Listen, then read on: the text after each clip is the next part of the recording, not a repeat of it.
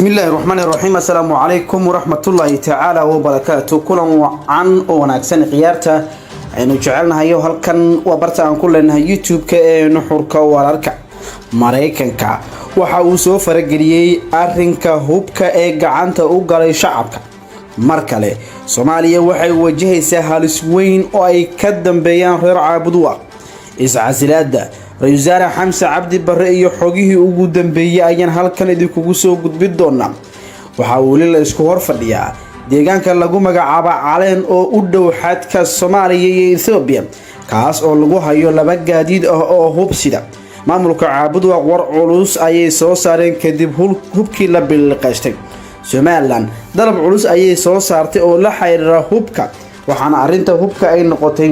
mid markaasi laga daba ordayo oo dhinac waliba meel uga fakarayo soo dhawaada qiyaari qodobadan ayaan idin soo gudbinaynaa oo xog yaab leh ay ku gadaaman tahay haddii aad nagu cusub tahana nagu biiro ka mid noqo daawadayaasha iyo saaxiibada nagu xiran madaxweynaha dowlad goboleedka Galmudug oo maanta safar aan la shaacin uga soo duulay magaalada Dhuusamareeb kuna yimid Muqdisho ayaa kulan xasaasi ah la yeeshay mas'uuliyiinta sarsare ee safaaradda Mareykanka ee Soomaaliya qorqor oo markii uu Muqdisho ka soo degay toos u galay safaaradda oo ku taala gudaha xayndaabka aadka loo ilaaliyo xalana ayaa la kulmay Shane Dixon oo sargaal sare oo ka tirsan dowladda Mareykanka ahna ku xigeenka safiirka Mareykanka ee Soomaaliya xogaha ka soo baxaya kulanka qorqor iyo safiir ku xigeenka Mareykanka ayaa sheegay in looga hadlay hubkii faraha badnaa ee isniintii lagu bilqaystay degmada Caabudwaaq kaas oo dowladda federaalku ay sheegtay in uu hub sharci darro ah oo ay soo qabatay ayna sii dhaceen shacabka deegaankaasi qorqor ayaa Mareykanka la wadaagay warbixinta hubkaasi oo walaa xoogan abuurtay xilli dhawaan ay Soomaaliya ku guuleysatay in laga qaado xayiraadda hubka oo saarneed sanado badan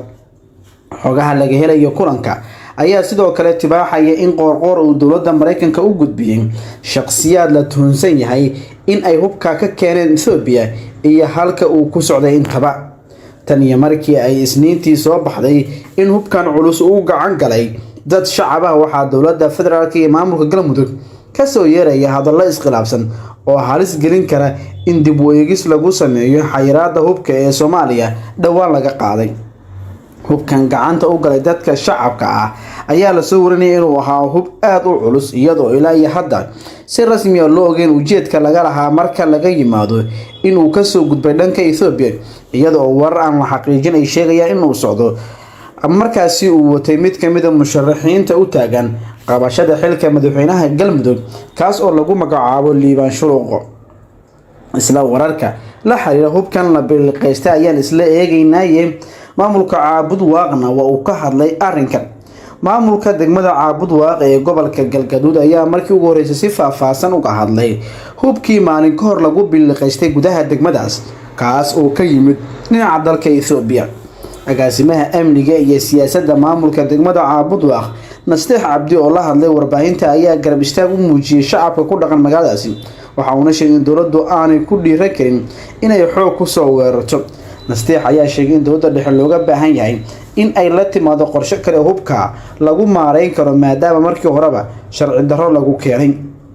maamulka degmo oo awood leh maleeshiyaad qabiil inta weeraraan ay hub ka qaadaan in aysan jirin ayaan aaminsanayn xitaa dowladda dhexe ee Soomaaliya kuma dhiiran karto shacab meel degan ay weerarto ay gumaado ayuu yiri Nasteex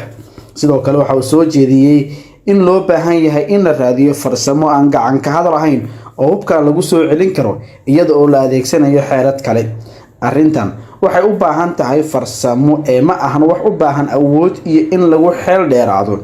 waxa kale oo inta ku daray in cidda u baahan in talaabo laga qaado ay tan hubka soo gelisay gobolka Galgaduud waxa uu sheegay markii horeba aan laga dalban Caabudwaaq lagama lahayn mana la dalban wana dareemi kartaa sharci darro ayuu ku socday waxaana loo baahan yahay in sharciga la horgeeyo ciddii soo gelisay hadalkan ayaa ku soo aaday iyadoo ay ka sii dareyso xiisadda ka dhalatay hubka lagu dhacay waqooyiga gobolka Galgaduud waxaana dowladda dhexe oo ciidamada dheeraad u dirtay halkaasi ay sheegtay inay ka go'an tahay in hubka la soo geliyo gacanta dowladda oo shacabka laga soo faramaroojiyo daawade barta aan naga daawanayso waa nuxurka wararka. haddii aad nagu cusub tahay waxaan kaa dalbanayaa in aad nagu soo biirto. war-saxaafadeed ka soo baxay wasaaradda arrimaha dibadda ee Somaliland ayaa waxaa looga hadlay hubkii lagu dhacay waqooyiga gobolka Galgaduud kaas oo u gacan galay shacabka ku dhaqan gudaha degmada Caabudwaaq. Somaliland ayaa walaac ka muujisay hubkaas waxayna tilmaamtay in ay ka imaan karto halis saameyn karta gobolka iyadoo intaa ku dartay in lagu degdegay qaadista cunaqabataynta hubka ee Soomaaliya. dhacdadii dhawaan ka dhacday magaalada Caabudwaaq oo dad rayid ay maleeshiya beeled ay ku qabsadeen hub iyo sanado kale oo u badan oo ay ka heleen dowladda Muqdisho ayaa waxaa sii muujinaysa xaaladda adag ee dhanka ammaanka. Somaliland ayaa tilmaamtay inay ka digayso halis ka dhalan karta hubkan oo ay xustay in ay gaari karto wadamada dariska ah sida ay hadalka u dhigtay. waxaa kale oo ay dalbatay in beesha caalamka ay dib u eegis ku sameyso go'aankii cunaqabataynta hubka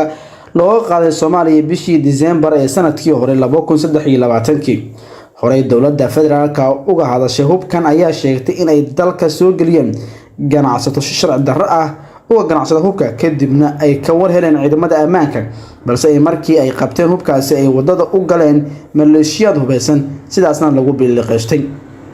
dowladda federaalka ayaa sidoo kale intaa ku sii dartay inay ka go'an tahay soo celinta hubkaas isla markaana ay tilaabo ka qaadi doonaan cid kasta oo ku lug yeelata falkan foosho xun sida ay hore dowladdu u sheegtay.